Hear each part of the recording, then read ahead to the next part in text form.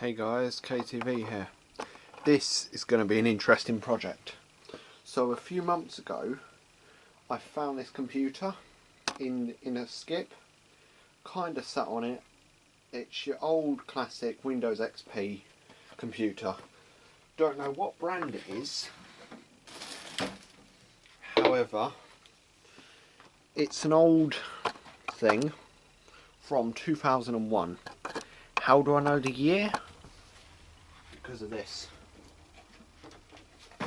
This drive says manufactured 2001, so I'm assuming it's about 2000, 2001. The top drive was stuck, so you know that's been fiddled with. The ASUS drive was laying around, which works. So what's my plan?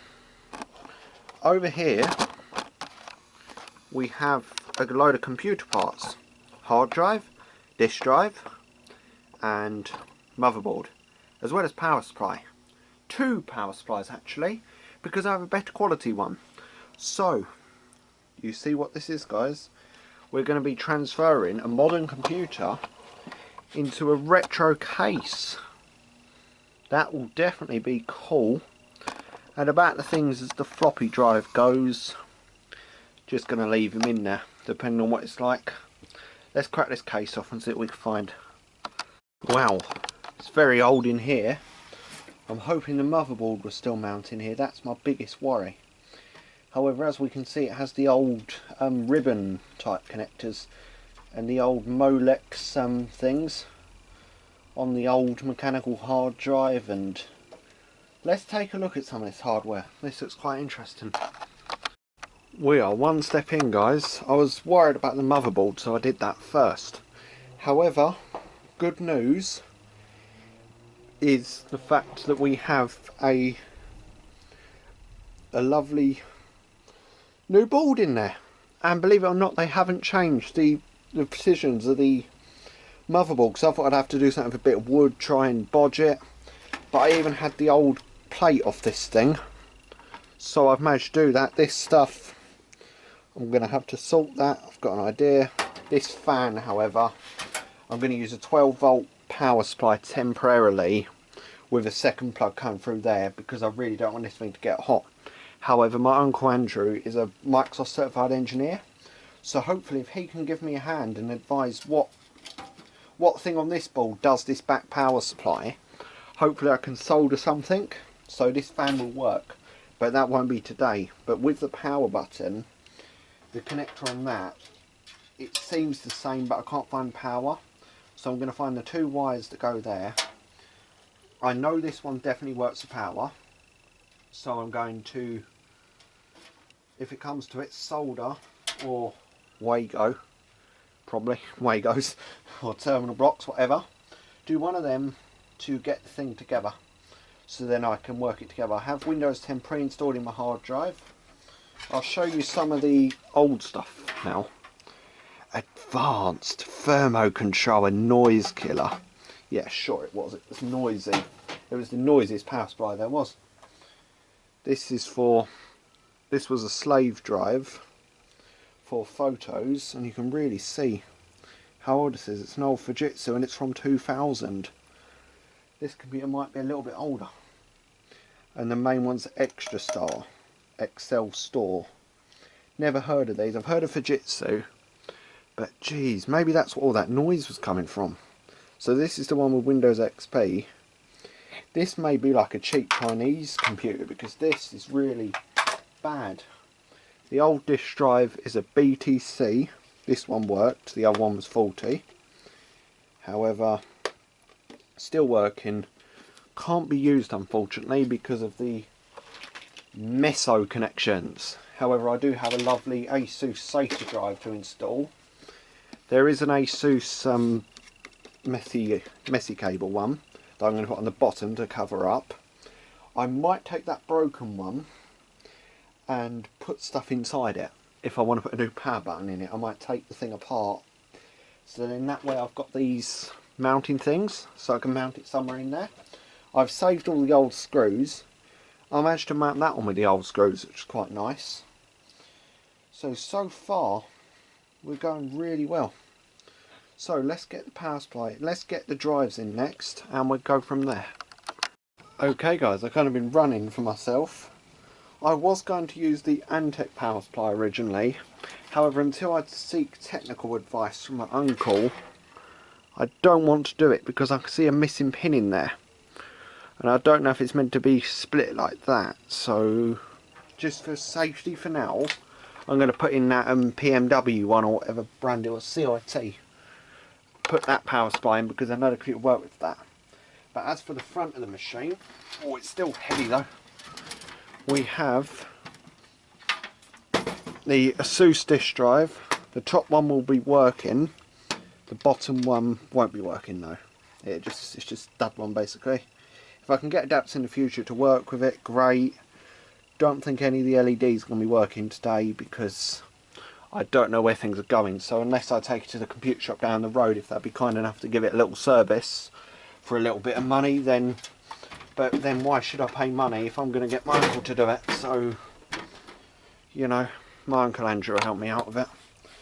And I'll show him later this thing. The speaker, not sure if this motherboard will support it, so I'm not going to cut it.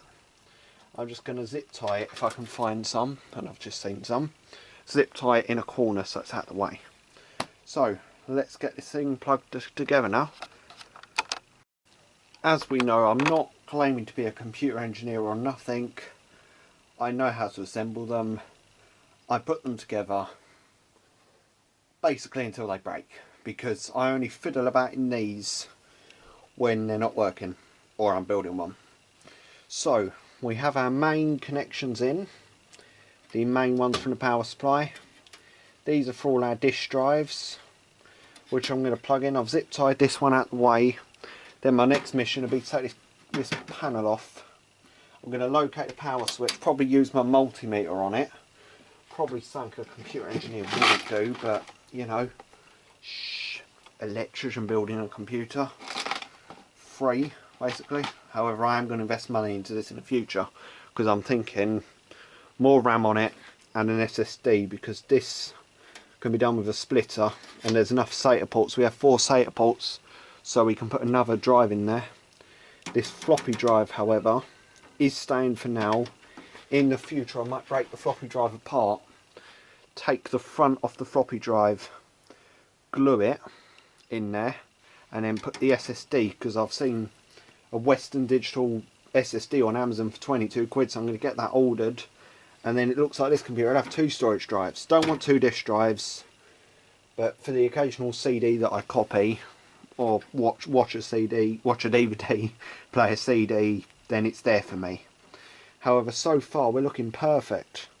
Now I've just got to connect the media up and do this power button. Right, so I'm getting to the end now. The power switch was on some silly weird thing, so just for safety I've taken the one that I know that works. I've located the power switch. Very conveniently they fell down when I was looking in the drawer for something. 2 terminal blocks. So Wagos are expensive, so you know what, we just use these to connect it up as long as it works. Guys, we have good news. It's just showing the Windows logo. Still have a little bit more configuring to do. I've tied that stuff away and I'm going to consult my uncle as soon as possible to see what he recommends. However, we should be loading into Windows now. May need to go to the BIOS to do a bit of configuration. However, I'm pretty impressed. The one cool thing I did do, although I said the bottom drive would be a dud, it doesn't work electrically, as in like data, sorry. However, because it has a mechanical Molex connector, I've plugged the power in, so it looks like the drive's working, because that. But if you put a disc in there, nothing happened basically. The top one should be working. So let's get the case on this bad boy and test him out. Yep, we can definitely tell this computer's in a better state. So this is the final product really, guys. As we can see, it's got Spotify on it. Would not even launch YouTube's webpage with the old XP components in. Now, I've had a nerd comment on my Instagram post regarding this computer saying about 32-bit would be laggy. However, what gets me with these computer nerds is I'm not a computer nerd at all. However, you can clearly see there were them old ribbon connectors that are about that big. Now you've got bloody SATA. So tell me how it would have went from a 32-bit XP system to 64-bit. I know I can't install 64 on a 32. I know it'd be slow. I just don't go nerdy with computers like into scripts and all that stuff. You know, I've cleared it up inside that it is a new computer basically. It's only got the old case. The only thing that lives on in this machine is there's an info plate I made for it as well. Oh, God. There you go. Basically saying it's been modded, and it used to have Windows XP Home Edition 32-bit. It now has Windows 10 Pro 64-bit. What are my future upgrades for this? Definitely 1000% install a SSD in this. More RAM at the time when the money's right. The bottom drive doesn't work, computer, but electrically it just works. Just because there was a mod that's connected there, I thought I'll do it just so it's not just a dud one.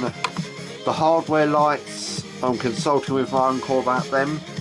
This floppy drive is a dud, and if I do get a third hard drive in there, I could pull it here with an adapter, or I might take this apart, take this thing out. Obviously it's going to leave a hole there, so I'm going to take the floppy drive apart, take this white front and glue it in there with some super glue or hot glue or something, so it looks like a computer, so it looks like a floppy drive. There is a cutout for USBs there. Now I'm wondering, could I install USBs from another tower? Could I cut this thing out somehow, maybe with a Dremel tool? Could I cut that out somehow to install some USBs if I can cut out a frame? Can I do that? That's what I want to find out. Because if I can do that, that'd be perfect, because not having USBs front of the computer is quite annoying. And what would be nice is get some audio jacks on eBay, label it mic, headphones, and put a mic and headphone port down here somewhere. Just drill some small holes and get some panel mount components in that. I know the black looks out of place on this thing, however it's all I can do. I can't source a white SATA drive. I'm sure they're available, but at this moment no, and to be honest it doesn't bother me personally. I put black plugs on white wire and white plugs on black wire. I'm used to things like that. I'm fine by that. I'd just rather have a computer working and be fast, and I'm pretty sure it will be. So that wraps up this video. I hope you enjoyed it, guys, because this was a very interesting project, and I'd like to say thank you to the local computer shop for actually testing that motherboard out for me and showing me where the power switch, where the power thing on the board was, because if it wasn't for them this video wouldn't have been possible. So thank you so much for that. Okay, so that just wraps up this video. Remember to like, comment, subscribe, and that's it. Okay, well the video will still have a part 2, just a short update, because I've ordered an SSD on Amazon. And what have we got here? Well, let's have a look at the computer and try and find out. That looks new. That's new. Doesn't open. I wonder why. Let's take a look down here. So we got an additional fan out of a Sky HD box when I did that Sky HD dismantle. The fan at the back, where I run it on additional power supply, now runs from the Molex connector. What's that glowing light, you may ask? Well, the retro mod PC now shines. Yep, colour changing LEDs inside them. To fix the power button, the power button's working. My uncle will have a look at these at some point. The reset button, I don't like that. That's, you have to use a pin. So I'm going to put a momentary push button from eBay on there, from Switch Electronics or Rookatronics, somewhere like that. Solder the computer connector to it, and then literally reset, be labelled reset. could I get some USBs in there? Something to speak to my uncle about. This thing might not be getting gutted now, so I might just leave it as it is. However, if it does, the front bezel's staying for the sakes of nostalgia. And of course with that you would actually be able to see the glowing lights a bit more through it, so it might be a better idea because it kind of glow through there, won't it? It's kind of glowing through there but not much because it's quite isolated. However, that just about wraps up this video. Thanks for watching and that's it.